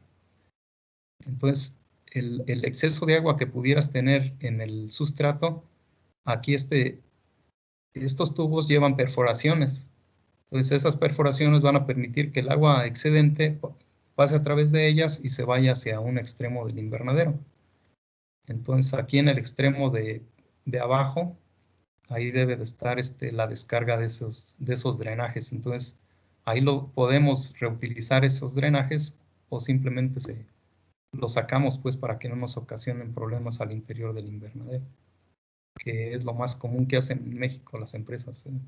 Las que no hacen reciclo de solución nutritiva, sistemas abiertos, generalmente lo sacan a un canal y ya después a ver qué pasa con esa contaminación o con esos desperdicios. Entonces aquí todo el sustrato, todo el piso del invernadero, todo el área del invernadero va a tener este sustrato. Entonces pasillos y camas van a ser uno mismo, va a ser un mismo sustrato. Y ahí lo están esparciendo con una máquina, un tractor. Aquí, bueno, otra opción es el uso de bolsas como contenedor. Aquí tenemos arena de mina o tal vez sea de río, no se ve bien. Pero vean, nuestro sistema de riego, el sistema, aquí por ejemplo se ponen dos hileras de plantas más juntas, pero después los pasillos más amplios para permitir una buena oxigenación y una buena ventilación y una buena paso de radiación, ¿no? Entonces, por eso se ponen dos juntas y aquí un solo sistema de riego. Si nosotros separamos estas macetas o estas bolsas, si ponemos en lugar de dos, ponemos una, entonces cada una tendría que llevar una manguera de estas para el riego. Y de esta forma ahorramos una manguera, ¿no? Ya nada más compramos más tubín, más estacas y con un gotero de botón estamos haciendo el riego aquí para las dos líneas. Entonces todo es economía. Aquí tenemos ground cover para aislar el suelo, pero bueno, aquí el contacto de la planta con el suelo pues es prácticamente nulo. La bolsa esta tiene perforaciones, las perforaciones generalmente se ponen 2 o 3 centímetros arriba del fondo de la bolsa para evitar este paso de alguna plaga del suelo, ¿no? Aquí ya tenemos el cultivo y vean, bueno, la otra característica de esta imagen, el color de las bolsas. Entonces también estas son bolsas bicapa que tienen negro al interior y blanco hacia afuera. Entonces, con las ventajas que representa el blanco, ¿no? No se calienta tanto el sustrato, refleja luz, permite que estas hojas de abajo puedan hacer fotosíntesis ya cuando el cultivo está de mayor altura. Y bueno, ahí se ve. Y sobre todo se ve, cuando recién se pone, pues se ven bien bonitas, ¿no? Ahí está el cultivo ya en producción prácticamente, o cercano a la producción. Les decía, en la actualidad venden bolsas ya mucho más grandes, pero va a depender del cultivo. Estas anteriores, esta me parece que ha de ser de como 40 por 40, les caben alrededor de 18 o 19 litros de volumen. Y esta de arándano pues ya es mucho más grande. Incluso algunas llegan a ser un poco cuadradas, ¿no? Y vean aquí, este es con fibra de coco, por ejemplo, de sustrato, las perforaciones abajo, que en ocasiones ya te la venden ya lista para usar. Y ya un cultivo, el volumen aquí esto debe tener como unos 25 o 30 centímetros de ancho. Y acá también, entonces ya el volumen que cabe, pues ya andan en los 30 litros o incluso puede ser más, ¿no? Pero bueno, sería el mismo principio. Y la otra es que en Chapingo fue donde se empezó a utilizar bolsa. Anteriormente, no, los que llegaron a tener producción así de este tipo generalmente eran camas, ¿no? Y el uso de la bolsa se cobró importancia porque mucha investigación aquí se empezó a hacer en eso. Y ya se vio las ventajas que pudiera tener también el uso de bolsa, sobre todo es el manejo, ¿no? Es más fácil cambiar el sustrato de una bolsa que de una cama, obviamente. Bueno, esta nada más para el cultivo en solución, a veces ocupamos canastillas. Entonces estas son macetas, canastillas o rejillas para cultivo en solución y nos van a vender desde unas muy pequeñitas hasta pueden ser muy grandes, ¿no? De plástico. Generalmente estos plásticos pues ya vienen tratados contra radiación ultravioleta para que su durabilidad sea más alta. Aquí tenemos un ejemplo también de macetas ya de diferentes capacidades, diferentes tamaños. Aquí pues va a depender del cultivo que vayamos a establecer. Y bueno, esta también es bicapa, también del lado de adentro tiene oscuro, tiene negro para evitar un posible paso de luz hacia el interior. También tienen protección contra rayos ultravioleta para mayor durabilidad. Entonces ya en la actualidad tenemos muchos materiales que podemos utilizar ya dentro de los invernaderos.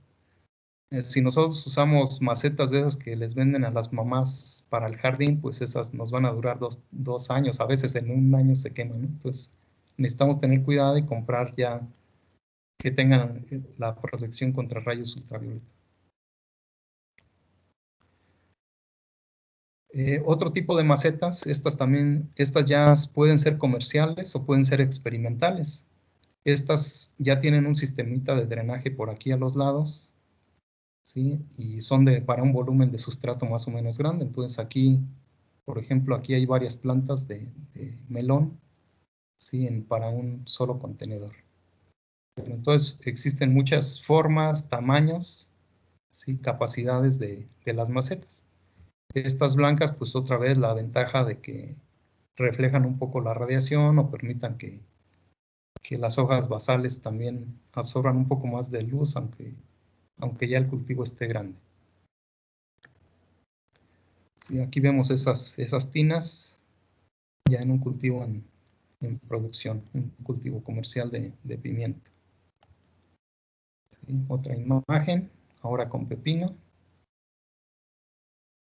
Sí, y bueno, estas también es polietileno. El que utilizan, estas son de un un grosor importante, entonces nos pueden durar varios ciclos. Termina un ciclo, las desinfectamos, las podemos estar apilando si no se usan un tiempo y no les pasa nada, ¿no? Entonces, nos van podemos utilizarla varias veces. En lana de roca han hecho este sistema de producción. Venden cubos muy pequeños, aquí el del lado izquierdo, que sirven para el almácigo. Entonces, desde el almácigo, tú haces, bueno, ahorita vamos a ver otra foto, donde tú puedes hacer una siembra en charola y luego hacer un primer trasplante aquí.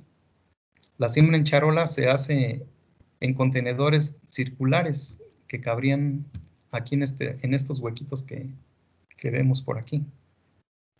Y se pueden ir haciendo trasplantes a lo largo del tiempo. ¿Sí? Esto es lana de roca, les decía.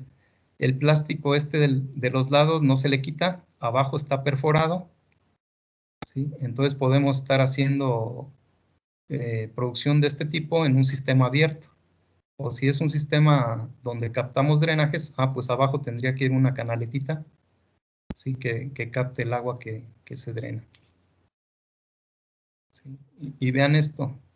Entonces el trasplante del almácigo, con este volumen de sustrato, tú puedes tener una planta fácil de 2 meses, incluso si es pimiento, algún chile, hasta de 3 meses, y después de hacer el trasplante, ya este contenedor más grande. Entonces ahí sí ya le quitas el plástico, y ya lo pones aquí, y las raíces van a empezar a ocupar todo el volumen del sustrato que contiene este contenedor. Y así nos podemos ir, y han hecho hasta 3 o 4 trasplantes bajo este sistema. Desventaja, pues es muy costoso, ¿no? Aparte de la mano de obra que ocupas para cada trasplante, pues estar utilizando lana de roca, pues es muy caro, ¿no? Aunque bueno, decíamos que las ventajas pues son las características físicas que tiene este sustrato. Podemos tener una cama y encima de la cama poner nuestro contenedor. Aquí, bueno, aquí la imagen es como las bolsitas esas para vivero, pero pueden ser las cuadradas también. Entonces ya nada más, incluso aquí le dejas el plástico, le quitas el plástico de abajo, o simplemente la raíz va a salir por los orificios de drenaje, ¿no? Y entonces puedes tener eso también encima de una cama. Aquí va tu sistema de riego sobre la cama, y el contenedor aquí entonces sería el mismo que existía en la cama. ¿Esto cuándo podría ser recomendable? Pues si tenemos ya algunas camas o sustrato de la cama que esté muy contaminado. Entonces podemos darle un segundo uso y usar este tipo de sistema de producción encima o sobre la cama. Bueno, otros contenedores son los sacos o almohadas. Generalmente estos son de 1 metro de largo, y bueno, ya nosotros los perforamos arriba, dependiendo del cultivo que vayamos a establecer. Entonces podemos tener más plantas, menos plantas, dependiendo del cultivo. Y bueno, aquí está su sistema de riego. Aquí está este es un vaso de unicel que utilizaron como maceta. ¿Sí? Y aquí las raíces, abajo se le puede quitar el fondo y las raíces se van a conectar con el sustrato y ahí van a desarrollar sin problema. Entonces aquí el riego pues se aplica directamente en el vasito, en ese contenedor pequeño. Estos los puedes tener en almácigo, y ya cuando haces el trasplante se pasan directamente a los sacos. Aquí vemos otro saco. ¿Sí? Entonces los que venden son ya tienen muchas formas. El volumen es lo importante y es lo que tenemos que considerar dependiendo del tipo de cultivo. Entonces, estos contenedores pues son bolsas de un grosor lo suficientemente resistente como para si alguien llega a pisarlo, pues no se vaya a romper, ¿no? De repente cuando andan haciendo podas, manejo del cultivo, pues pueden pisarlo. y más o menos es resistente. También generalmente son bicapa, ¿sí? Con una capa oscura hacia el interior. Aquí tenemos perlita, por ejemplo. Sí, les decía, estos pueden ser de 1 metro, sí pueden ser de más, pueden ser de 20, 30 centímetros de ancho. Pero aquí lo que te venden pues es un volumen determinado de sustrato y así el costo también, ¿no? Sí, ahí está ya saturado de humedad, pues ya se ve más llenito. Aquí vemos ya en el cultivo más grande, aquí vemos, este ya es un saco un poco más ancho, entonces, pero bueno, son los diferentes contenedores. En lana de roca, les decía, tú puedes tener este pequeño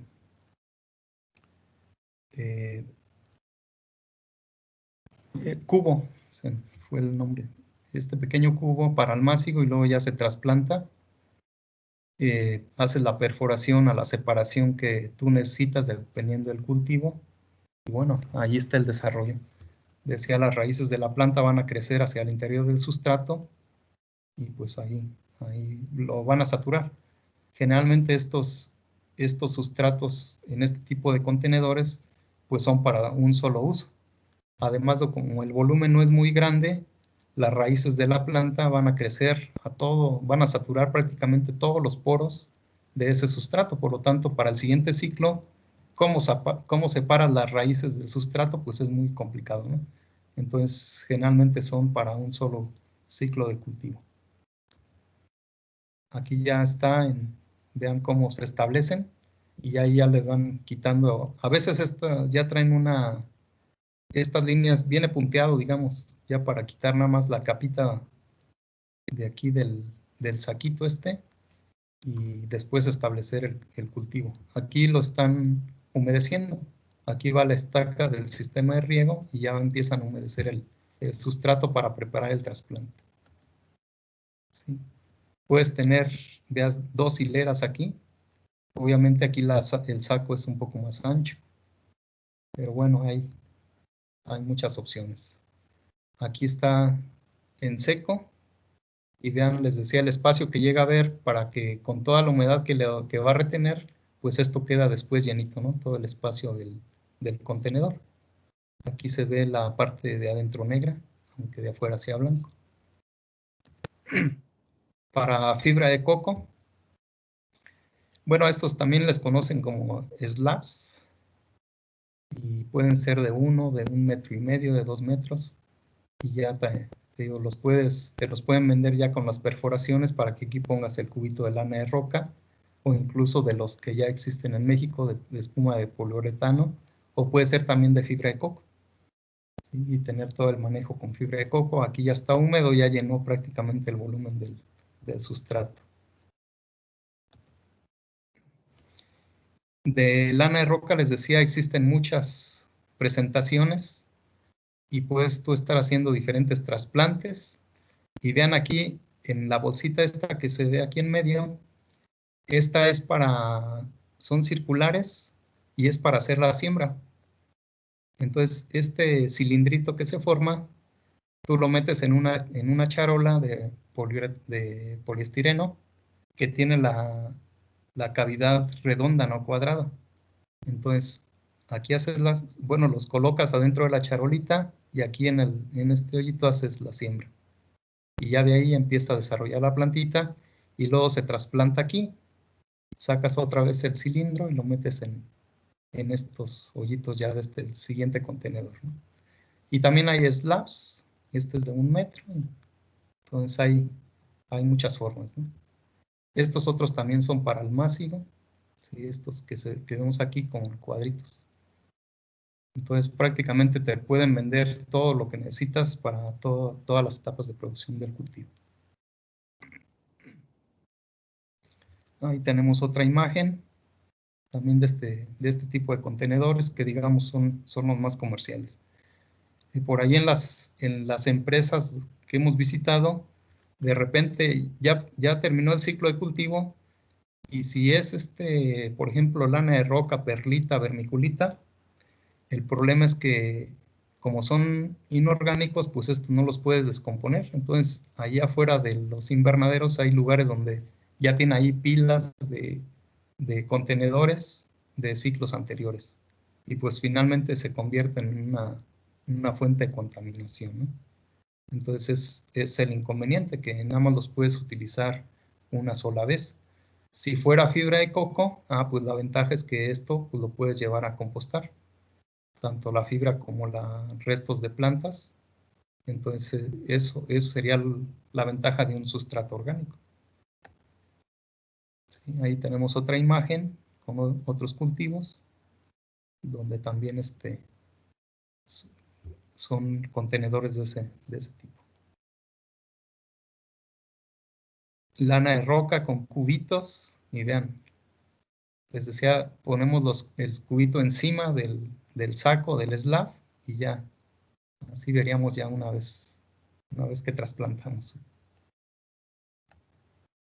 Sí, otra imagen, aquí se ve mejor el cubito de la lana de roca. Les decía, su plástico para evitar que haya pérdida de humedad aquí por los lados.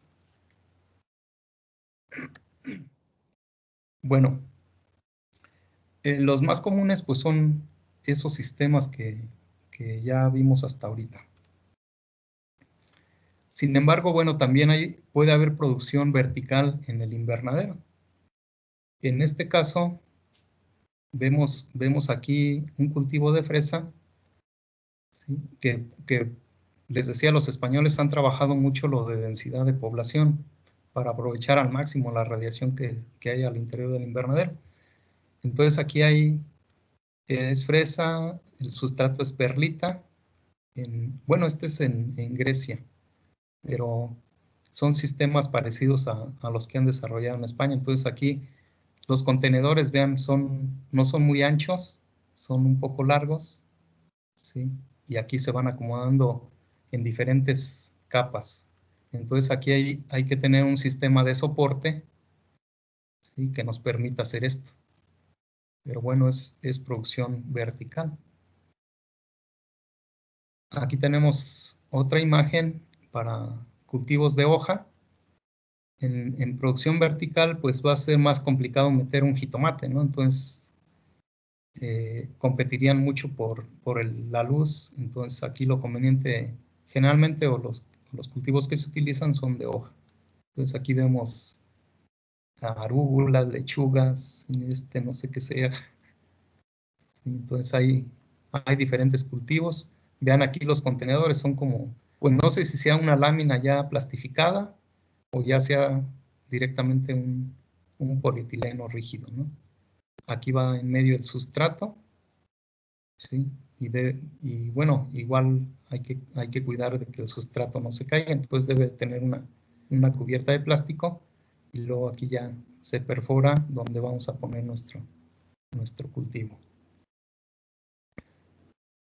Aquí en la universidad, pues, el doctor Felipe Sánchez también hizo ensayos de cultivo en vertical. Entonces él elaboró sus propios sacos, ¿sí? Aquí con sustratos obviamente no costosos. Aquí se pueden hacer, tampoco pueden ser muy pesados, pues, porque si hacemos imagínense, para soportar el peso, ¿no? En la estructura del invernadero, si esto fuera un material con una densidad aparente muy elevada. Entonces hay que cuidar eso, tendrían que ser sustratos livianos para evitar pues tanto peso. Y bueno, ya aquí van las plantitas desarrollando, les decía, cultivos de hoja, aunque no se descarta la posibilidad de repente poner un jitomate, como aquí, miren, aquí abajo hay jitomate, va a crecer, va a sombrear un poco estas lechugas o esta selga, no sé qué sea, pero aquí el cultivo principal pues sería el jitomate, ya estos serían, o estos salen y va creciendo, ¿no? Ya es ingenio de cada quien. Entonces podemos hacer nosotros sacos de manera casera o para nuestro jardín, nuestro huerto familiar, nuestro huerto urbano, son opciones que también existen. Entonces aquí el riego pues va de arriba hacia abajo, ¿sí? Y de tal forma que se vaya humedeciendo todo el sustrato por por gravedad. ¿Sí? Ya a nivel comercial, aquí tenemos otra opción de contenedores verticales. Aquí parece tubo de PVC, ¿sí? Y bueno, ya con un sustrato, ya tiene un poco más de rigidez, por lo tanto aquí el sustrato puede ser un poco pesado, ¿sí? Hasta cierto punto, pues, porque si esto se cae, pues ya, se caen todos, ¿no? Aquí va el sistema de riego arriba, y bueno, las perforaciones a la distancia que nosotros queramos tener nuestro cultivo. Allí hay otro a nivel comercial. Aquí, bueno, no se alcanza a ver muy bien el contenedor, pero bueno, ahí está la producción ya casi lista para cosecha. Creo que es todo. Listo. Si tienen preguntas, con mucho gusto.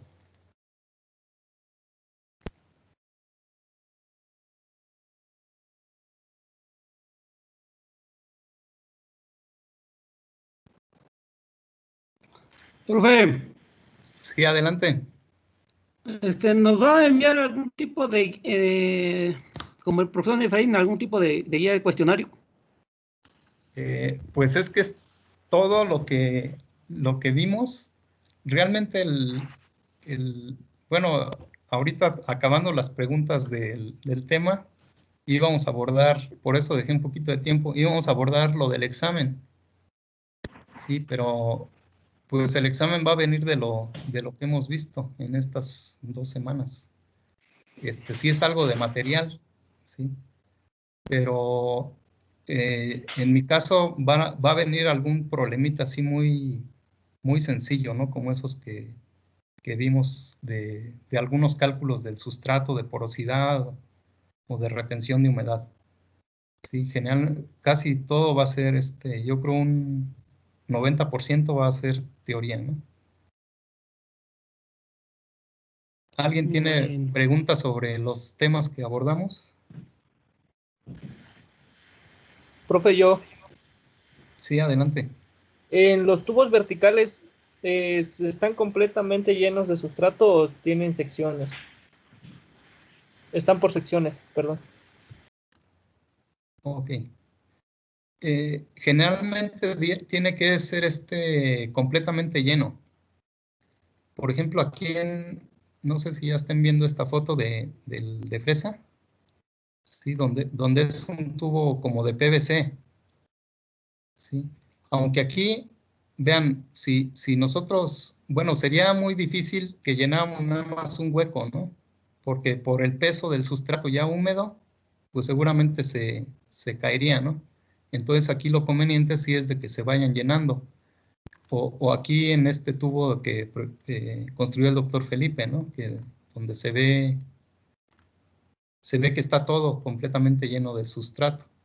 Entonces es lo más común de que sí vaya cubierto en su totalidad. Al menos que sea como la primera que vimos vertical de Grecia, donde hay un soporte debajo, ¿no? de los contenedores.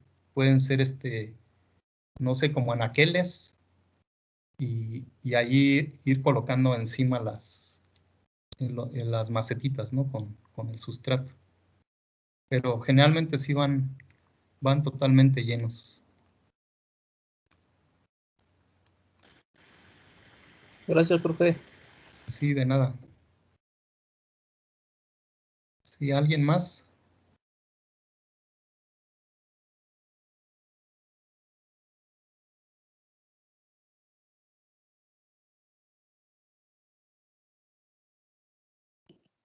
Profe, en el caso del huerto vertical, el sistema de riego es igual por medio de manguera. Sí. Bueno, miren, aquí les voy a mostrar esta diapositiva. Bueno, en el caso de la...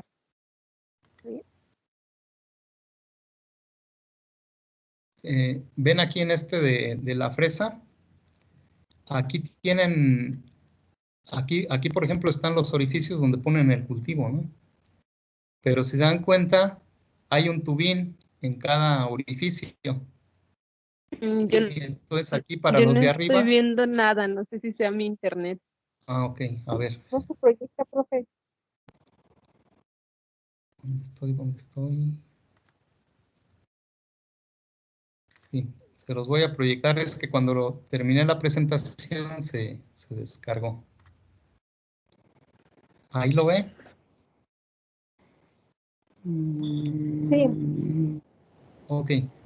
Miren, aquí en hay una manguera acá arriba, ¿sí? Donde va el sistema de riego, pero hay otra acá abajo. Entonces, aquí en cada uno de los orificios, bueno, la voy a agrandar. En cada uno de los orificios hay un tubín con su estaca, ¿sí? Entonces aquí el riego es por planta.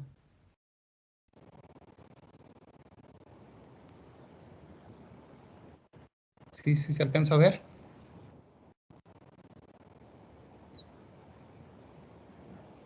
Para la chica que preguntó.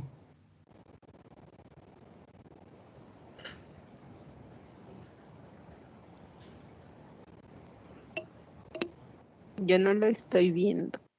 Oh, Sí se ve, profe.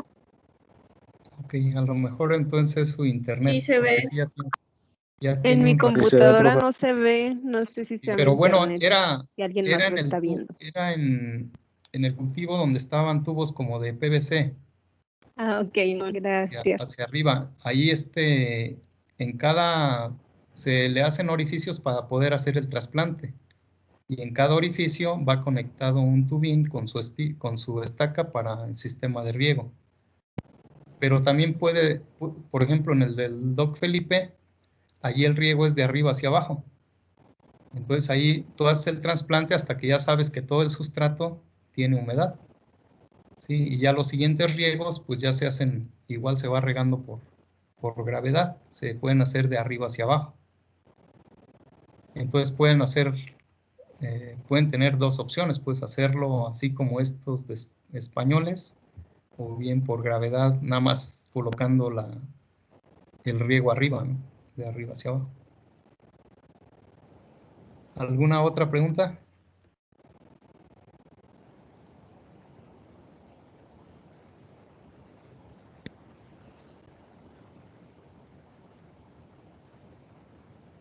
Bueno, si no tienen dudas, Gracias. definiríamos entonces la fecha del examen.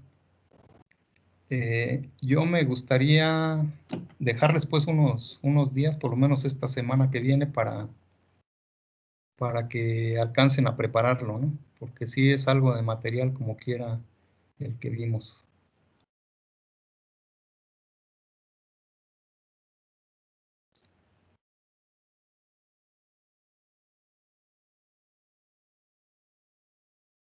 Entonces, yo les la clase pasada les dije que posiblemente pudiera ser el domingo, aunque es posible que yo salga la siguiente semana, todavía no tengo la certeza.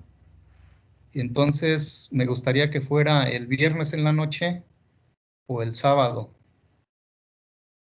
No sé cómo les convenga más. Yo pienso Sábado. que Sí, yo opino que sea el sábado. ¿Sería por la mañana? ¿Perdón? El viernes, si fuera el viernes sería en la noche. Ya por ahí como a las 8 de la noche o 9. El examen sábado tendría sería una duración de máximo 1 hora, pero dependiendo porque casi todas las preguntas que voy a hacer van a ser de subrayar o seleccionar alguna opción, relacionar columnas o bien falso y verdadero. Y por ahí algunos dos problemitas así muy sencillos como esos que vimos de porosidad. Entonces, yo calculo que en media hora se podría resolver. Entonces les voy a dar entre 45 minutos o máximo 1 hora, dependiendo del problema que ponga. Y por eso les decía, podría ser el viernes en la noche o igual el sábado a la hora que la mayoría pueda.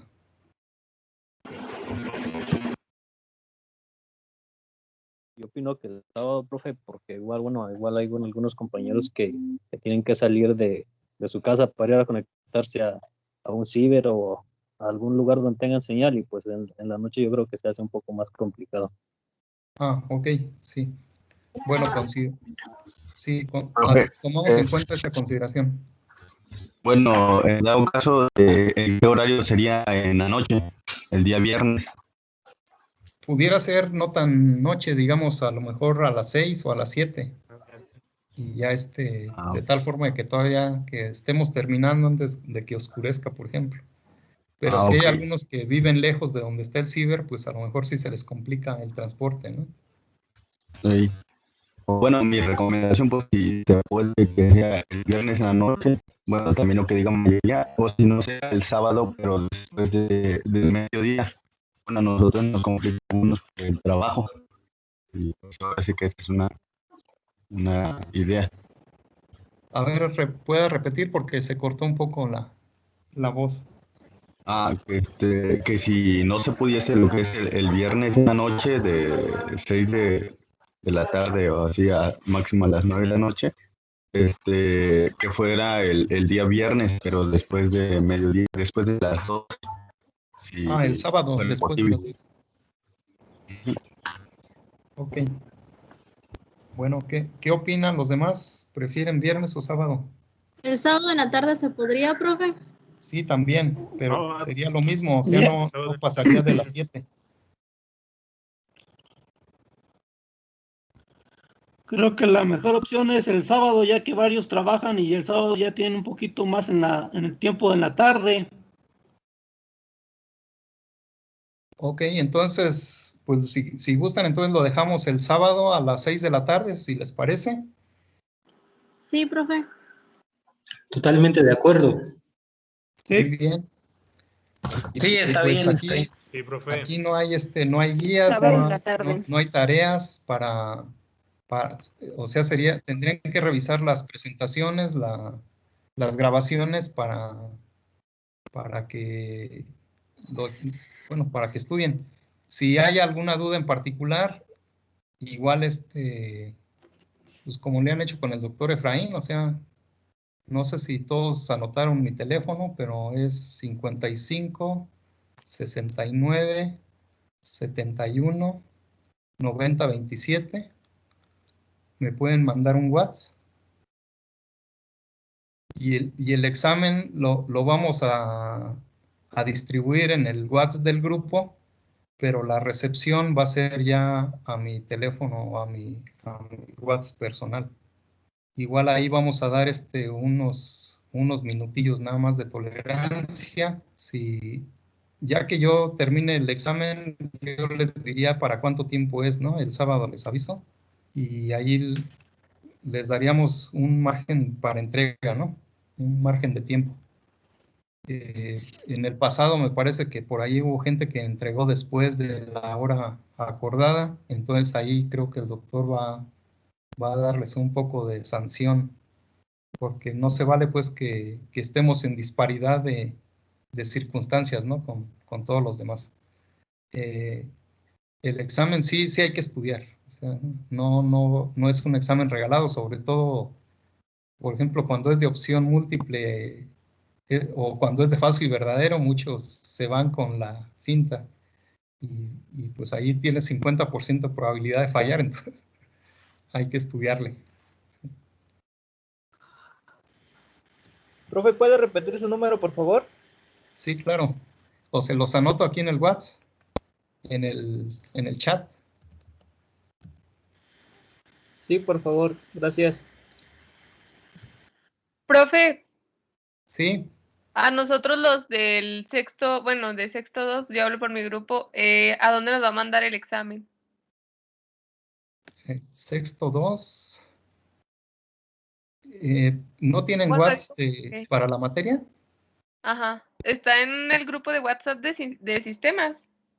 Sí, sería esos mismos que utilizó el doctor Efraín. Ok, no sabía que estaba ahí, pero gracias de todos modos. Sí, ahí los mandaría. Creo que me falta el sexto 4. Se lo voy a pedir a Emanuel. Y ahí se los mando. Ujú.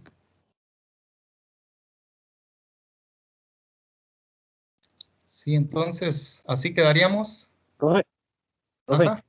Sí. ¿sí podría repetir su número otra vez, por favor, para agregarlo al grupo? Está anotado en el chat, pero bueno, ahí va de nuevo. 55, 69, 71, 90, 27. Gracias, profe. Sí, de nada.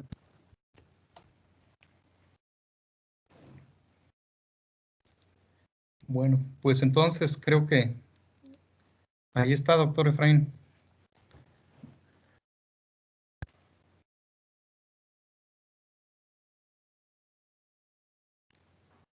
Perfecto, entonces en este momento detengo la grabación.